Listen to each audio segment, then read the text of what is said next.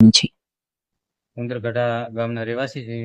અમે પાટણ ખરીદી કરવા ગયા હતા, તેમની છોકરીના લગ્ન હતા અને પરત ફરતા ખરીદી કરીને થરા પેટ્રોલ પંપની બાજુમાં કૂતરું આડું આવતા રિક્ષા પલટી મારી ગઈ અને ત્યાંથી અમારા કાકાને સરકારી હોસ્પિટલ થરામાં એડમિટ કર્યા અને માથાના ભાગમાં ઈજા થતા તેમનું અવસાન થયું। ઘટના સ્થળે મોત થયું હતું। હા, દીકરીના લગ્ન ક્યારે હતા? દીકરીના લગ્ન 14 તારીખે જાન આવતી અને 8 તારીખે લગ્ન લખવાના।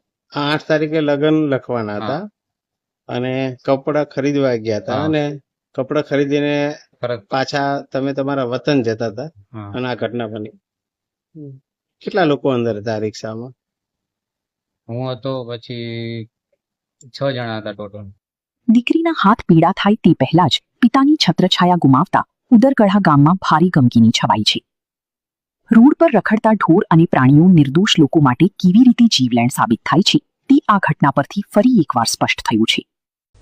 Thara Radhanpur national highway number 27 પર ગત રાત્રે સર્જાયેલા એક ગમખ્વાર અકસ્માતમાં દીકરીના લગ્નની ખરીદી કરીને પરત ફરી રહેલા પિતાનું કાળમુખું મોત નીપજ્યું છે।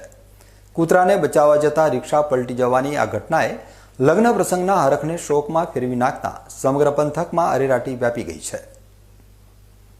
થરા રાધનપુર રોડ પર જીઓ પેટ્રોલ પંપ પાસે ગત રાત્રે 9 વાગ્યાના સુમારે આ અકસ્માત સર્જાયો હતો।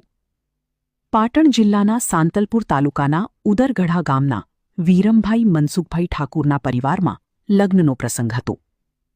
આગામી તારીખ 8/5/2026ના રોજ તેમની દીકરી સવિતાબહેનના લગ્ન લેવાયેલા હતા। લગ્નની ખરીદી કરવા માટે વીરમભાઈ તેમના પત્ની, પુત્ર અને નાના ભાઈ સાથે રિક્ષા લઈને પાટણ આવ્યા હતા। પરિવારે આખો દિવસ આનંદ સાથે લગ્ન માટેના નવા કપડાં અને અન્ય સામાનની ખરીદી કરી હતી। ખરીદી પતાવીને રાત્રિના સમયે આખું પરિવાર રિક્ષામાં સવાર થઈને પોતાના ગામ પરત ફરી રહ્યું હતું। નેશનલ હાઈવે પર અચાનક રિક્ષાની સામે કૂતરું આવી જતા ચાલકે જીવ બચાવવા જોરદાર બ્રેક મારી હતી। બ્રેક મારતા જ રિક્ષા પરનો કાબુ ગુમાવ્યો હતો અને રિક્ષા હાઈવે પર જ પલટી ખાઈ ગઈ હતી। રિક્ષા પલટી ખાતા વીરમભાઈ ઠાકોર ફંગોળાઈને સીધા ડિવાઈડર સાથે ધડાકાભેર અથડાયા હતા। માથાના ભાગે ગંભીર ઈજાઓ થવાના કારણે વીરમભાઈ લોહીલુહાણ હાલતમાં અચેત થઈ ગયા હતા। ઘટનાની જાણ થતાં જ 108 એમ્બ્યુલન્સ મારફતે તેમને તાત્કાલિક થરાની જીવી શાહ રેફરલ હોસ્પિટલ ખસેડાયા હતા। હોસ્પિટલના ફરજ પરના તબીબોએ તપાસ બાદ વીરમભાઈને મૃત જાહેર કરતા પરિવાર પર આબ તૂટી પડ્યું હતું। રિક્ષામાં સવાર અન્ય પરિવારજનોને પણ નાની મોટી ઈજાઓ પહોંચી હોવાનું